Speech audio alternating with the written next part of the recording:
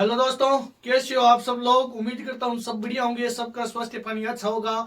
एक बार फिर से नमस्कार, हार्दिक स्वागत अभिनंदन करता हूँ मैं आदर्श परिवार में। मैं आपका अपना साथी मुमताज मालिया। हम पढ़ रहे हैं राजस्थान के इतिहास में मेवाड़ का इतिहास, और मेवाड़ के इतिहास में हमने अभी तक गुहिल शाखाओं के बारे में पढ़ा। गुहिल शाखा के बाद में आती है सिसोदिया शाखा। हमने सिसोदिया शाखा के एक दो राजाओं के बारे में जाना। थोड़ा रिवीजन कर लेते हैं, फिर आगे चलते हैं। हमने सिसोदिया शाखाओं में हमीर सिसोदिया के बारे में पढ़ा था। हमीर सिसोदिया जिनके पिताजी का नाम अरि सिंह था, और अरि सिंह जी के पिताजी का नाम था लक्ष्मण सिंह जी, और लक्ष्मण सिंह जी के पिताजी का नाम था राव जी। राव जी ने क्या किया था, सिसोदा गांव बसाया था। मैंने आपको ये पहले ही बता दिया है। फिर देखो, अरि सिंह की शादी होती है कि आम किसान की बेटी के साथ, जिसका नाम था उर्मिला। उर्मिला हमीर सिसोदिया की माता थी। और देखो, इनका बेटा हुआ था अमीर सिसोदिया, और अमीर सिसोदिया आगे जाकर क्या बनता है, मेवाड़ का राजा बनता है, और सिसोदिया वंश की क्या करता है, स्थापना करता है, नींव रखता है। हमीर सिसोदिया को मेवाड़ का उद्धारक भी कहा जाता है। क्यों कहा जाता है? क्योंकि मेवाड़ की डगमगाती नैया को पार लगाया था हमीर सिसोदिया ने। हमीर सिसोदिया की कुछ अपवाद है, जैसे मेवाड़ का उद्धारक, विषम घाटी पंचानन, वीर राजा, तुर्कों की स्वतंत्रता का जूता उतार फेंका, ये उनकी कुछ उपाधियां हैं। हमीर सिसोदिया ने सिंगोली का युद्ध लड़ा था 1336 ईस्वी में, और वह युद्ध भी जीत जाते हैं। हमीर सिसोदिया ने अन्नपूर्णा माता या बाण माता मंदिर का निर्माण भी करवाया था। हमीर सिसोदिया ने विधवा विवाह का समर्थक किया था, और खुद भी क्या किया था, विधवा महिला के साथ क्या किया था, विवाह किया था। हमीर सिसोदिया के बाद में राजा बनते हैं राणा खेता। राणा खेता के समय मेवाड़ का जो राज्य सीमा थी, उनका क्या हुआ था, विस्तार हुआ था। राणा खेता ने अपने राज्य में मांडल, जहाजपुर, बदनौर जैसे क्षेत्र को मिलाया था। राणा खेता 1382 ईस्वी में बूंदी के अहोरिया महोत्सव के समय लाल सिंह हाड़ा के साथ लड़ते हुए युद्ध मैदान में लड़ते हुए वीरगति को प्राप्त हो गए थे। 1382 ईस्वी के अंदर राणा खेता की मृत्यु हो गई थी, और राणा खेता के बाद में राजा बनते हैं राणा लाखा, राणा लक्ष्य, जिन्हें हम लखपति की भी कहते हैं। तो लीजिए दोस्तों, क्लास शुरू करने से पहले एक बार लाइक का बटन दबा दीजिए, फायर वाली इमोजी भेज दीजिए, वीडियो को अपने दोस्तों में शेयर कर दीजिए, और कमेंट भर भर के कर दीजिए। हम क्लास की शुरुआत करते हैं। तो आप सबका ध्यान केवल बोर्ड पर होना चाहिए, मेरी बातों पर होना चाहिए। मैं क्या कह रहा हूँ वही सुनना है। पास में क्या हो रहा है सब बंद कर दो, अगर एक बार में ही याद करना है तो। अगले राजा बनते हैं राणा लाखा, और राणा लाखा को हम लक्ष्य सिंह भी कहते हैं। देखो, अगले राजा इतिहास में बनते हैं राणा लाखा।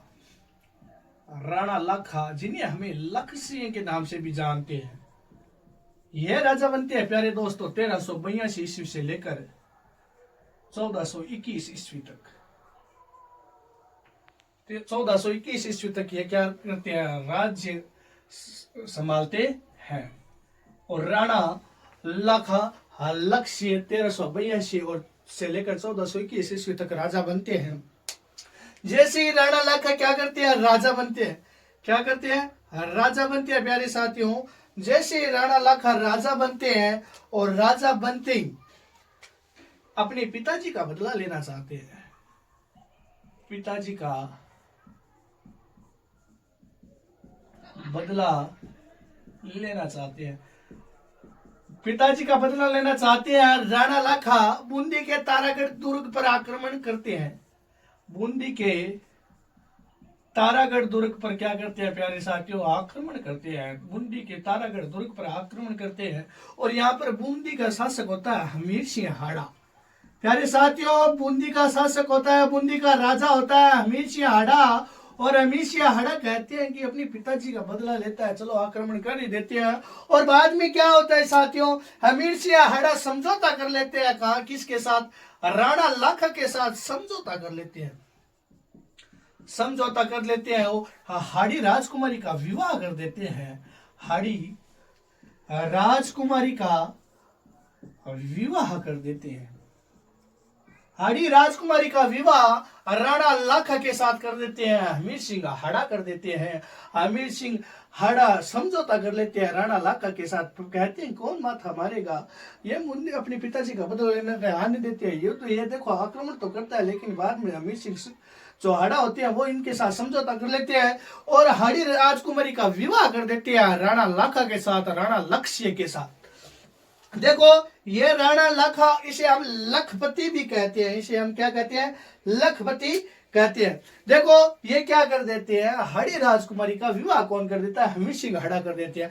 अब जैसे ही हड़ी राजकुमारी बूंदी से कहाँ आएगी, मेवाड़ आएगी साथियों, कहाँ आएगी, देखो बूंदी की तो राजकुमारी है, विवाह किया तो वो कहाँ आएगी, मेवाड़ ही आएगी ना। तो जैसे मेवाड़ आई तो शादी वाले दिन ही कौन पूछता है, राणा लाखा पूछता है अपनी रानी से कि तुम्हें बूंदी अच्छा लगता है या मेवाड़ अच्छा लगता है, कि तुम्हें बूंदी अच्छा लगता है या मेवाड़ अच्छा लगता है। तो रानी देखो पहली दिन ही मेवाड़ आई है, पहला ही दिन है मेवाड़ के अंदर, शादी करके आई है। तो कोई भी लड़की शादी करके आएगी पहले ही दिन, उसे क्या ससुराल अच्छा लगेगा, उसे तो पियर ही अच्छा लगेगा। भाई कितना भी प्रेम भोग हो लेकिन उसे पहले ही दिन तो कौन सा अच्छा लगेगा, अपना पियर ही अच्छा लगेगा, अपनी माँ बाप भाई बहन की याद आती होगी।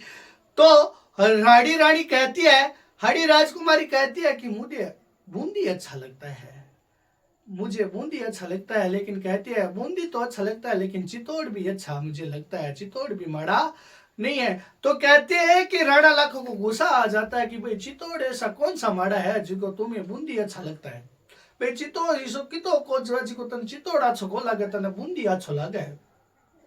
तो कहते हैं लाखा को आक्रोश आ जाता है, गुस्सा आ जाता है और कहते हैं कि जब तक मैं, आपको बूंदी अच्छा लगता है ना, तो जब तक मैं तारागढ़ दुर्ग को नहीं जीत लेता तब तक पानी अन्न जल नहीं ग्रहण करूंगा। उनका क्या कर दिया था, त्याग कर दिया था, एक प्रण ले लेते हैं कि मैं तारागढ़ दुर्ग को क्या करूंगा, जीतूंगा। तारागढ़ दुर्ग करने जीतने का एक प्रण लेते हैं कि हमें अन्न जल ग्रहण नहीं करूंगा। और इधर लाखा आटी पाटी लेकर इधर उधर होकर सो जाते हैं और रानी आती है और रानी अपने सामंतों को बुलाती है, मेवाड़ के सामंतों को बुलाती है और कहती है कि राजा जी क्या बचपना कर रहे हैं, कि हाड़ाओं ने कोई चूड़ियां नहीं पहन रखी है, हाड़ाओं ने कोई चूड़ियां नहीं पहन रखी है, इसे क्यों कर रहे हैं, क्यों बचपना कर रहे हैं। तब सामंत समझाते हैं लाखा से, लेकिन मानता नहीं है। फिर सामंत एक विचार करते हैं कि कैसे भी अन्न जन ग्रहण किया जाए।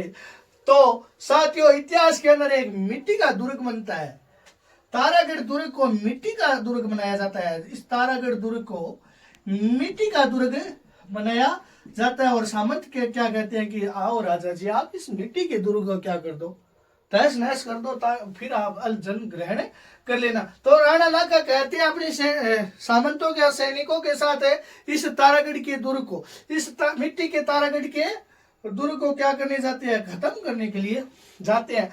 तो इस जो हाड़ी रानी थी, जो हाड़ी राजकुमारी थी ना, इसके साथ इनका भतीजा आया हुआ था और भतीजा भी इसके साथ जाता है।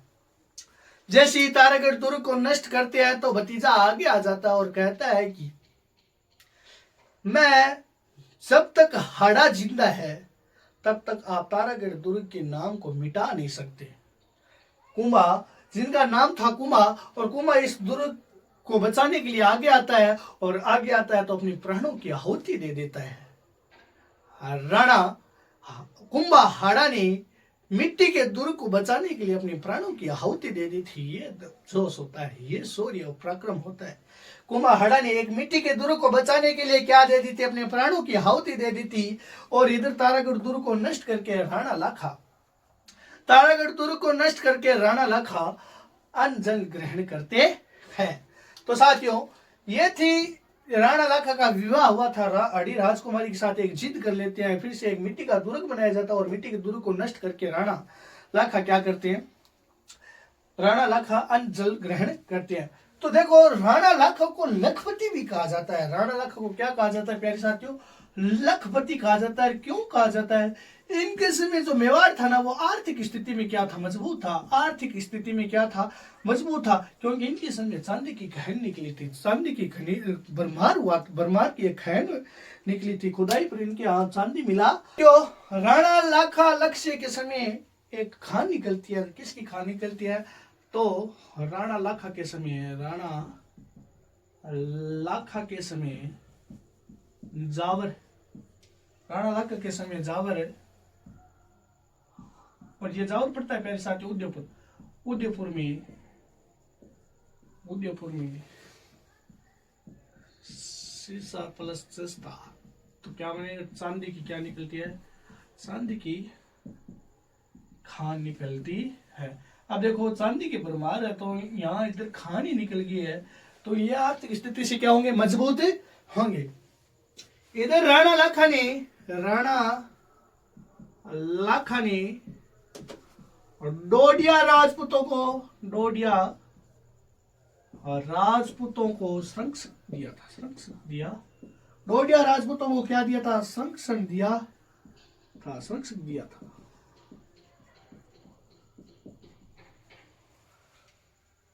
और धवल सिंह डोडिया को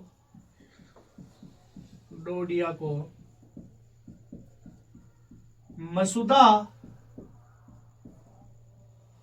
की जागीर दी, और एक पद भी दिया था, एक उपाधि भी दी थी। उमाओ का पद दिया या उपाधि, ये किसका पद दिया था साथियों? उमाओ का पद दिया। राणा लाखा ने डोडिया राजपूतों को संरक्षण दिया, और एक धवल सिंह डोडिया थे जिन्हें मसूदा की जागीर भी दी थी और एक पद भी दिया था उमाओ का। पूछा जा सकता है कि किस डोडिया को उमाओ का पद दिया था? धवल सिंह डोडिया को। यह भी पूछा जा सकता है कि धवल सिंह डोडिया को कौन सा पद दिया गया था राणा लाखा के द्वारा? तो उमाओ का पद दिया गया था। कौन सी जागीर दी गई थी? मसूदा की जागीर दी गई। ये पूछ ले कि राणा लाखा ने किन राजपूतों को संरक्षण दिया, तो किससे दिया था? डोडिया। यह पूछा जा सकता है कि राणा लाखा के समय किसकी खान निकलती है? चांदी की निकलती है। कहाँ निकलती है? जावर में निकलती है। जावर कहाँ है? उदयपुर में है। अब देखो साथियों क्या होता है। राणा लाखा क्या थे? जो राणा लाखा थे ना, इनका एक पुत्र था जिनका नाम था राजकुमार चुंडा। क्या नाम था? राजकुमार चुंडा। ये आर्थिक स्थिति से मजबूत थे, तो इनके जो आसपास की जो रियासती थी ना, वो इनके साथ क्या बनाना चाहती थी? संबंध बना। भाई आर्थिक स्थिति से मजबूत है, पैसे है, सब कुछ है, जिससे क्या कर रही थी? जो आसपास की रियासती थी वो इनके साथ क्या बनाना चाहती थी? संबंध बनाना चाहती थी। तो जो राणा लाखा थे, इनका एक पुत्र था जिनका नाम था राजकुमार चुंडा। इधर प्यारे साथियों मारवाड़ रियासत है। मारवाड़ के राजा मेवाड़ के साथ क्या बनाना चाहते हैं? मेवाड़ के साथ संबंध बनाना चाहते हैं।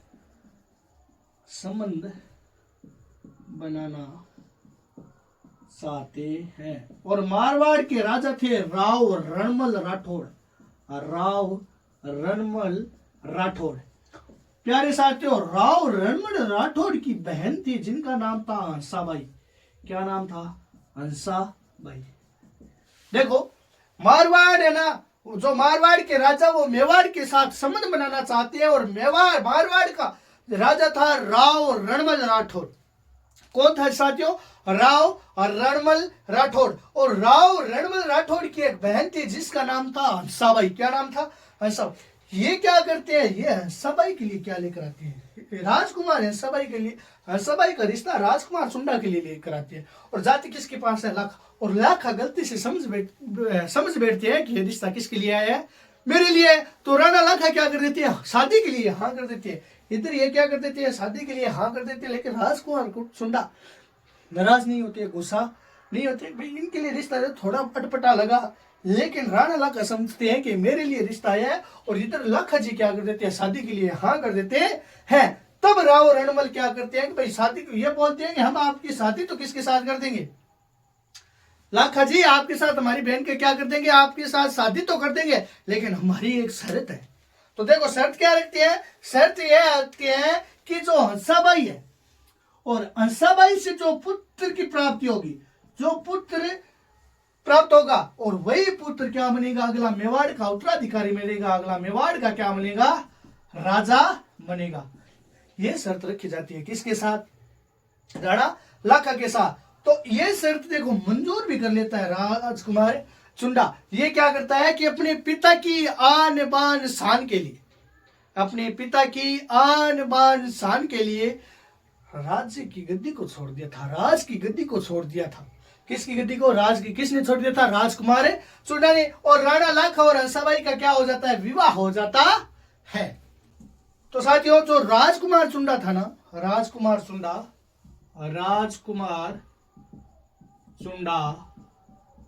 ने अपने पिता की आन बान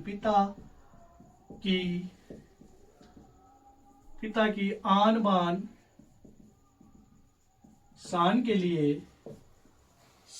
लिए राजगद्दी को छोड़ दिया था। राजगद्दी को छोड़ दिया था।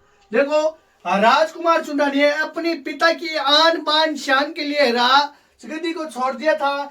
इसलिए इन्हें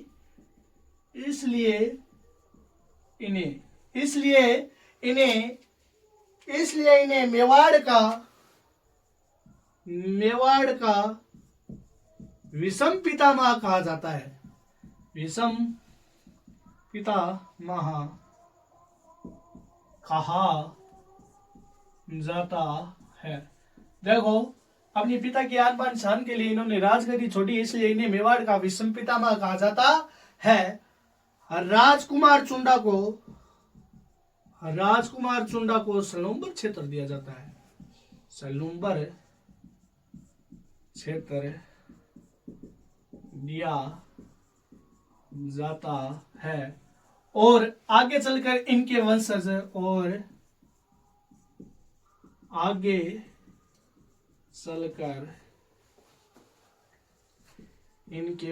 चुंडावत कहलाते हैं। चुंडावत कहलाते हैं। जो ये सलूम्बर के चुंडावत जो हरावल सेना में रहते हैं, वो यही चुंडावत है। ये जो राजकुमार चुंडा के जो आगे चलकर वंशज है ना, वो क्या कहलाते हैं? चुंडावत कहलाते हैं। अपने पिता की आन बान शान के लिए जो राजगद्दी छोड़ी, इसलिए इन्हें विषम पितामह कहा जाता है। राजकुमार चुंडा को सलूम्बर प्रदेश दिया जाता है। फिर देखो, राणा लाखा ने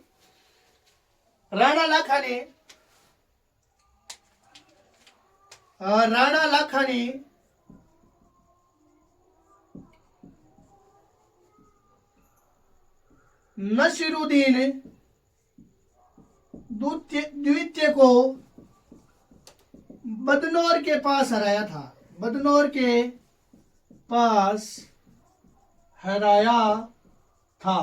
नासिरुद्दीन द्वितीय को कहा रहा था? बदनौर के पास हराया था। और इनको हराने के बाद तीर्थ यात्रा कर समाप्त करने का वादा किया था। तीर्थ यात्रा कर समाप्त करने का वादा किया था कि भाई जो तीर्थ यात्रा पर जो लोग जाते थे, तीर्थ यात्रा करने के लिए जाते थे, तो कर लगता था, वो समाप्त करने का वादा लिया था नासिरुद्दीन से। इन्हें कहाँ रहा था? बदनौर के पास रहा था। किसने रहा था? राणा लाखा ने हराया था। लाखा ने गुजरात के जफर खां को हराया था। जफर खां को हराया था। देखो, लाखा ने गुजरात के जफर खां को हराया था। इन्होंने नासिरुद्दीन द्वितीय को हराया था। इनके दरबार के अंदर दरबारी विद्वान रहा करते थे। प्रमुख दरबारी विद्वान थे। और कौन कौन थे? एक तो थे जोटिंग भट्ट और दूसरे थे धनेश्वर भट्ट। जो लाखा था ना, इन दोनों विद्वानों से क्या था? बहुत ही प्रभावी था। प्रभावी था। तो प्रभावी होने के कारण लाखा ने जोटिंग भट्ट को पीपली गांव दिया था।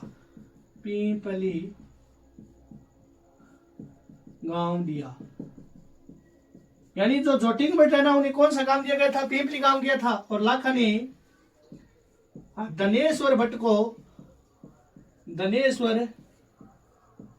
भट्ट को पंचमहादेव गांव में दिया था।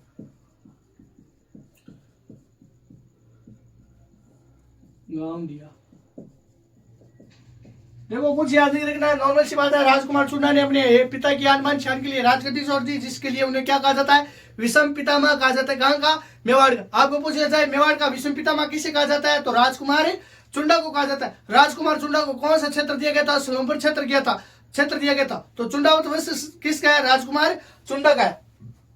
फिर राजा क्या करता है? नासिरुद्दीन द्वितीय को हराता है। कहाँ रहता है? बंदनौर के पास रहता है, और इनसे एक वादा भी करवाता है कि तीर्थ जो कर लगता है उसे भी क्या किया जाए? समाप्त कर दिया जाए। ये लाखा गुजरात में के जो जफर खां है उसे भी हराते हैं। इनके दरबार में दो विद्वान रहते थे, जोटिंग भट्ट और धनेश्वर भट्ट।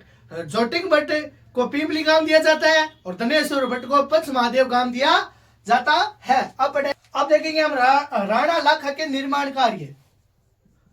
राणा लाखा के निर्माण कार्य। भाई राणा लाखा के काल में कौन कौन से निर्माण हुए?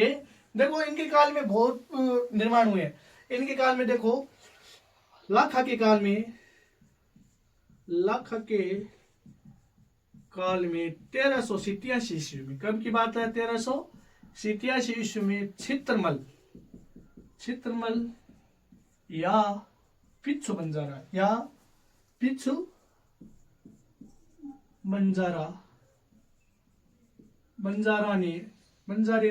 बंजारे ने पिछोला झील का क्या करवाया था? निर्माण करवाया था।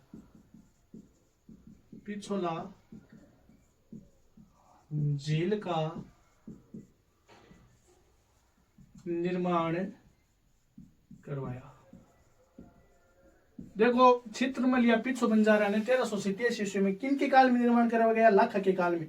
कब करवाया गया? 1387 में। किसने करवाया? छित्रमल या पिछो बंजारे ने। किसके काल में? राणा लाखा के काल में। किस झील का निर्माण? पिछोला झील। जो उदयपुर की जो पिछोला झील है उसका निर्माण 1387 ईस्वी में हुआ। छित्रमल या पिछो बंजारे ने किया है। किसके काल में हुआ है? राणा लाखा के काल में हुआ है। तो इनके किनारे देखो, पिछोला झील के किनारे, पिछोला झील के किनारे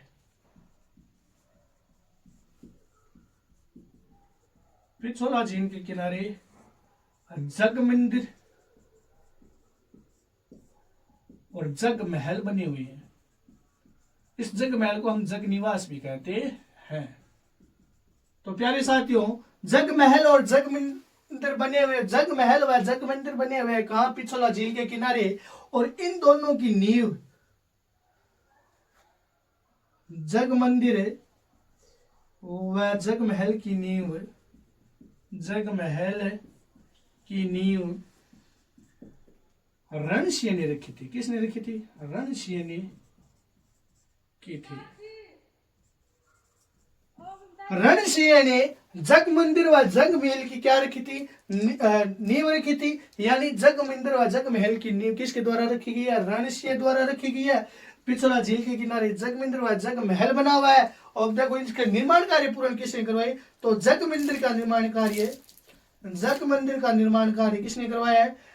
जग मंदिर का निर्माण कार्य जगत सिंह प्रथम ने करवाया है। किसने करवाया? जगत सिंह प्रथम। तो प्यारे दोस्तों, मंदिर पहले बनती है घर से, तो इसका मतलब हो गया मंदिर का निर्माण पहले जगत सिंह ने करवाया। किसने करवाया? पहले जगत सिंह ने करवाया। फिर है जग महल, या हम इसे क्या कहते हैं? जग निवास। और जग महल जग निवास का निर्माण कार्य करवाया है जगत सिंह द्वितीय ने। जग मंदिर का निर्माण जगत सिंह प्रथम, जग महल का निर्माण जगत सिंह द्वितीय ने करवाया है। तो ये दोनों कहाँ बने हुए हैं? पिछोला झील के किनारे बने हुए हैं। इन सभी चीजों से भाई देखो, राणा लाखा के काल में चांदी की खान निकली, इनके काल में पिछोला झील का निर्माण हुआ। इन सब चीज से क्या था कि राणा लाखा बड़ा ही खुश था, बहुत ही खुश, तो बड़ो ही उत्साहित हो। तो एक दिन कहते हैं कि नट आता है राणा लाखा के पास, और राणा लाखा के पास नट आकर कहता है कि महाराज, ज्यादा खुशी होने की कोई आवश्यकता नहीं है। तो पूछा भाई क्यों, ऐसी क्या बात है? तो बोलते हैं जो पिछला झील है ये कुछ नहीं, ये इतनी लंबी नहीं है, इतनी गहरी नहीं है। तो बोले कैसे बोल रहा है? पिछला झील है तो बहुत ही शानदार झील है, इतनी लंबी है, गहरी है, इसे कोई पार नहीं कर सकता। तो नट कहता है कि मेरी नटनी मेरी नटनी इस झील को एक रस्सी के माध्यम से पार करती थी। जो नटनी था ना, नटकी, वो क्या करती थी, एक जो रस्सी होती है ना, उसमें बिना हिले डुले उस रस्सी से ऊपर चलकर क्या कर देती थी, रस्सी को ऊपर चलती थी, ऊपर चलने का काम करती थी। तो कहते हैं कि भाई नट कहता है कि मेरी नटनी ये झील आराम से पार कर देती है। तो राजा राणा लाखा क्या करता है, दरबार लगाता है, आसपास के लोग देखने के लिए आता है, ऐलान किया जाता है, नट के साथ वादा कर लिया जाता है कि अगर तुम्हारी नटनी इस झील को पार करती है तो मैं आधा मेवाड़ नटनी को दे दूंगा, तुम्हें दे दूंगा। तो क्या किया जाता है, दरबार लगाया जाता है, आसपास की जनता देखने के लिए आती है, तो झील, मान लो ये झील है, झील के इधर एक पोल लगा दिया जाता है, इधर भी पोल लगा दिया जाता है यार, ये इधर रस्सी से बांध दी जाती है। आप नटनी है ना, इस रस्सी से चलते चलते इस एक सिरे से दूसरे सिरे पर जाएगी, एक कोने से दूसरे कोने पर जाएगी। तो लगभग नटनी ने क्या कर दिया था, लगभग नटनी ने ये क्या कर लिया था, पार कर लिया था, लगभग यहाँ तक आ गई थी, यानी कोने पर पहुंचने वाली थी। तो राजा बड़े चिंतित हो रहे थे क्योंकि उन्हें आधा मेवाड़ देना पड़ रहा था, किसे, नट को। तो उधर रानियां देखती है कि राजा है ना, राजा बड़े ही क्या है, चिंतित है। तो कहते हैं इस नटनी के साथ एक बालक आया हुआ था, एक बच्चा आया हुआ था। तो कुछ एक रानी देखती है कि बच्चा नटनी का है, तो उस रानी क्या करती है, उस बच्चे को उठाती है और दो चनपट गाल पर लगा देती है। और उधर जैसे रोने की आवाज बच्चे की आती है ना, तो इनका बलेस बिगड़ता और ये कहते हैं कि इस झील में गिर जाती है और डूब कर मृत्यु हो जाती है। डूब कर क्या हो जाती है, मृत्यु हो जाती है, डूब कर मृत्यु हो जाती है किसकी, नटनी की। और ये इस नटनी का नाम प्यारे साथियों था गलकी। क्या नाम था, गलकी। इस गलकी नटनी की मृत्यु हो जाती है और इस गलकी नटनी का चबूतरा बनाया जाता है, कहा, पिछोला झील के किनारे नटनी गलकी का क्या बना दिया जाता है, चबूतरा बना दिया जाता है। तो राणा लाखा के काल में गलकी नटनी का भी चबूतरा बनाया गया था। कहाँ बनाया गया था, तो पिछोला झील के किनारे बनाया गया था। राणा लाखा ने गलकी नटनी का चबूतरा बनवाया और ये चबूतरा कहाँ बना हुआ है, पिछला झील के किनारे। यह चबूतरा कहाँ बना हुआ है प्यारे साथियों, यह चबूतरा बना हुआ है पिछला झील के किनारे, पिछला झील के किनारे।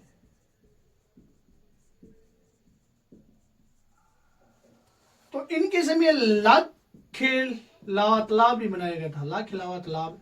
और ये लाखे वाला तालाब बनाया गया था भरतपुर। कहाँ बनाया गया था, भरतपुर।